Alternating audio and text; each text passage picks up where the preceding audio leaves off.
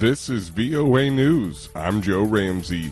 Ukrainian President Volodymyr Zelensky arrived in Japan on Saturday as he brought calls for support against Russia to the G7 summit. Reuters correspondent David Doyle has more. Volodymyr Zelensky touched down for the Group of Seven summit in Hiroshima at a time when his request for Ukraine to be supplied with F-16 fighter jets appears to have made progress. On Friday, White House National Security Advisor Jake Sullivan said President Joe Biden had endorsed training Ukrainian pilots to fly the jets, which Kyiv says are more effective than the Soviet-era fighters it still uses. The TASS news agency quoted Russian Deputy Foreign Minister Alexander Grushko on Saturday as saying that Western countries would be running colossal risks if they supplied Ukraine with F-16s. Reuters correspondent David Doyle. Ukraine says fighting in Bakhmut is still going and is rejecting a claim from Wagner head Yevgeny Prigozhin, who said Saturday his Russian mercenary group had completed capture of the city. Reuters correspondent Edward Barn reports. Distant explosions could be heard in the background as Prigozhin spoke during the video, in which he said his forces would withdraw from Bakhmut from May 25th for rest and retraining, handing control to the regular Russian army. Prigozhin also taunted Ukrainian President Volodymyr Zelensky and US President Joe Biden, who were taking part in a Group of Seven summit in Japan on Saturday, where the Ukraine war was front of mind for world leaders. Addressing Zelensky, Prigozhin said, "Today, when you see Biden, kiss him on the top of his head. Say hi to him from me." Reuters correspondent Edward Barron. Meeting in the Saudi port city of Jeddah, the Sudanese Army and Rapid Support Forces signed off on a 7-day ceasefire that's due to take effect on Monday evening in Sudan, the U.S. and Saudi Arabia said Saturday. This is VOA News. Italian authorities say a region in the north will remain on red alert as more rain is expected to fall in a community where flooding has already claimed 14 lives. AP correspondent Lawrence Brooks reports. Rescue crews are working to reach towns and villages still isolated from highways, electricity and cell phone service. The rains have caused 24 rivers and tributaries to burst their banks, displacing more than 15,000 people. Climate experts say the floods are the result of extreme weather phenomena that are becoming increasingly frequent around the world. These include prolonged spells of drought punctuated by intense periods of rain that can't be absorbed by the parched ground. I'm Lawrence Brooks. Mexico has been using planes and buses to move migrants away from the U.S. border, AP correspondent Jackie Quinn reports. Mexican authorities have been flying migrants south and busing new arrivals away from its border with Guatemala to keep them from massing along the U.S. southern border. One official, speaking anonymously, says about 300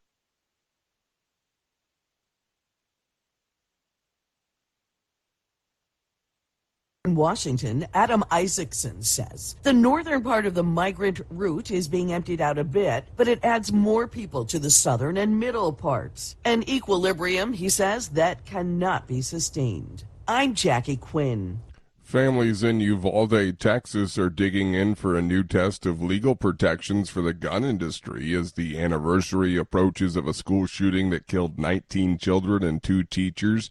AP correspondent Julie Walker reports. Both the U.S. government and gun manufacturers in recent years have reached large settlements following some of the nation's worst mass shootings. Gun control supporters say other cases have created roadmaps for victims and relatives to sue, and Democrat-led states are rolling back some industry protections. But high hurdles remain for lawsuits to succeed. Meanwhile, Wednesday will mark 1 year since the most deadly school shooting in Texas history. I'm Julie Walker. White House and Republican U.S. congressional negotiators on raising the federal debt ceiling were not expected to meet on Saturday after talks on Friday failed, and as the country inched closer to the debt ceiling deadline on June 1st, there are less than 2 weeks before June 1st, when the U.S. Treasury Department has warned the federal government could be unable to pay all its debts. That would trigger a default that could cause chaos in financial markets and spike interest rates. U.S. President Joe Biden said in Japan late on Friday he still believed the default could be avoided. I'm Joe Ramsey.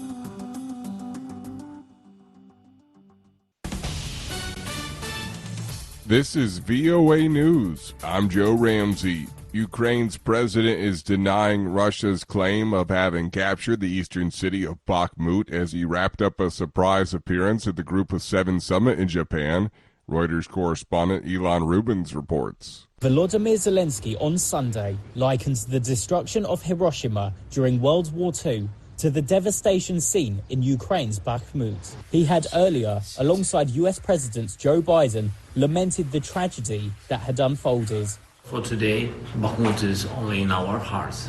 There is nothing on this place. So, just ground and a lot of dead Russians. During that meeting, Biden announced a $375 million package of military aid, including artillery and armored vehicles for Ukraine. Reuters correspondent Elon Rubens. Greece's ruling New Democracy Party stormed to a cruising victory in parliamentary elections on Sunday, but fell just short of the threshold needed to form a government on its own, making a runoff election in a month more likely. With most votes counted, conservative New Democracy took a commanding lead of about 41%, more than 20 points ahead of the next party. Greece's Interior Ministry projected New Democracy could win 145 seats in parliament, 6 short of an absolute majority. Italian Prime Minister Giorgia Meloni pledged to support the recovery of flood-hit areas of northern Italy on Sunday, after returning early from the G7 summit in Japan to see the damage firsthand. She went inside people's homes with rubber boots and lamps to inspect the damage in the region where floods have killed 14 people and caused damage estimated at billions of dollars. This is VOA News. Italy's most active volcano, Mount Etna, is erupting. AP correspondent Karen Chalmers reports. The famously lively volcano spewed ash over Catania, eastern Sicily's largest city. Italian experts noted that cloud cover on a rainy day was impeding views of the eruption, which often serves up a spectacular display of flaming lava. They also said that ash had fallen on Catania and at least one town on Mount Etna's inhabited slopes. Although no injuries were reported, flight operations were temporarily suspended at Catania Airport due to ashfall. I'm Karen Chamas.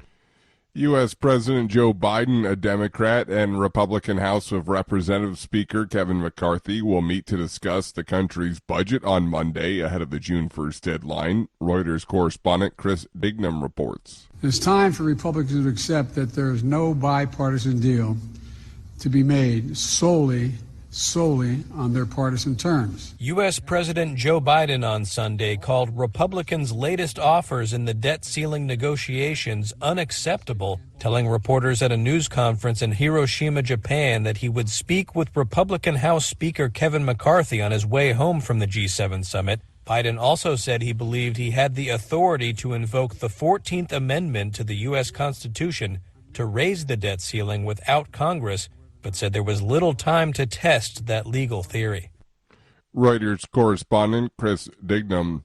El Salvador's government said Sunday at least 12 people are dead and others injured after a stampede broke out at a stadium in the Central American country on Saturday. Reuters correspondent Christy Kilburn reports. Alianza FC and Club Deportivo FAS were playing the second leg of their playoff quarterfinal game at the Cuscatlan Stadium in the capital, San Salvador, when play was suspended after a stampede broke out in the general section. Cuscatlan can hold more than 44,000 fans, making it one of the largest stadiums in Central America. Government Minister Juan Carlos Bidegain said the stadium turned into a battlefield. Reuters correspondent Christy Kilburn. Meanwhile, gunmen in Ecuador opened fire in a restaurant in a beach town popular with tourists, killing at least 6 people and wounding 6 more, prosecutors said Sunday. The attack happened Saturday night in a busy nightlife area on the Pacific coast, the prosecutor's office said on Twitter. Located between Colombia and Peru, the world's top producers of cocaine, Ecuador's weathering the biggest surge in crime in its recent history. I'm Joe Ramsey. And I'm Dan Novak. This is VOA News. I'm Joe Ramsey. Russian officials are claiming Ukrainian military saboteurs have launched an attack across the border, wounding 3 people in a small town. Kyiv officials denied any link with the group and blamed the fighting on a revolt by disgruntled Russians against the Kremlin. The governor of Russia's Belgorod region, which borders Ukraine, said the saboteur group entered about 5 kilometers from the border. U.S. President Joe Biden and House Speaker Kevin McCarthy met today in another bid to resolve a standoff over the debt ceiling. AP Washington correspondent Sagar Magani reports. It's a pivotal moment. We only got 10 days to go. We've got to start moving. Treasury Chief Janet Yellen says the U.S. could start running out of cash to pay its bills as soon as June 1st, a default that would hurt Americans and the global economy. McCarthy says he's hopeful for a deal after negotiators from both sides met for nearly 3 hours today. He's still pushing for the nation to cut its spending next year, and the talks have narrowed on a 2024 budget year cap. Sagar Magani at the White House. A private flight carrying 2 Saudi astronauts and other visitors arrived at the International Space Station. Dragon SpaceX docking sequence complete. Crew Dragon Freedom, Peggy, John, Ali, Ray, congrats on this historic achievement. Welcome to the International Space Station. The SpaceX capsule pulled up to the orbiting lab Monday, less than 16 hours after blasting off from Florida. Saudi Arabia's first female astronaut is among the 4 moving in for just over a week. The kingdom also bought a ticket for a Saudi fighter pilot. An American businessman is paying his own way. This is VOA News. Belarusian opposition blogger Roman Protasevich was pardoned on Monday, just weeks after he was sentenced to 8 years in prison, the Belarusian state news agency Belta reported. Reuters correspondent Fiona Jones has more. Belarusian opposition blogger Roman Protasevich was arrested in 2021 after his Ryanair flight was forced to land in Minsk.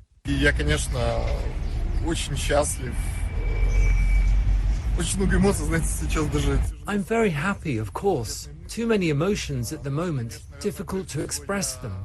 Charges against him include inciting terrorism, organising mass disturbances, and slandering Belarusian President Alexander Lukashenko.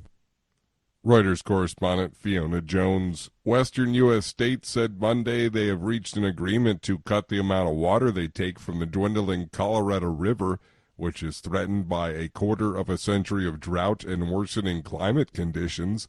The plan comes after years of bitter wrangling, with states refusing to give ground even as the water course has reached crisis point, threatening drinking water supplies for 40 million people and imperiling electricity generation across the American West. Florida is being sued over a new law blocking Chinese citizens and other foreigners from buying some property. The AP's Lisa Dwyer has more. A group of Chinese citizens living and working in Florida is suing the state over a new law that bans Chinese nationals from purchasing property in large swaths of the state. The suit, filed in a federal court by the American Civil Liberties Union, claims that the law unfairly targets foreign citizens because of the actions of their governments. The new law applies to land near military installations and critical infrastructure, and also affects citizens of Cuba, Venezuela, Syria, Iran, Russia, and North Korea. U.S.-China ties are strained amid growing tensions over security and trade. In nearly a dozen state houses and Congress, I'm Lisa Dwyer. Israel accused the Iranian Revolutionary Guard Corps on Monday of turning commercial ships into platforms for launching missiles, drones, and commandos, saying the objective was to spread Tehran's clandestine naval clout well beyond the Gulf. The allegation by Defense Minister Yoav Gallant came as tensions between the regional foes surge afresh over Iran's nuclear drive and support for Palestinian and Lebanese militias. Showing images of 6 purportedly repurposed Iranian vessels, 5 of them named. Gallant told the security forum that they were floating terror bases, and one had recently sailed toward the Gulf of Aden. I'm Joe Ramsey, VOA.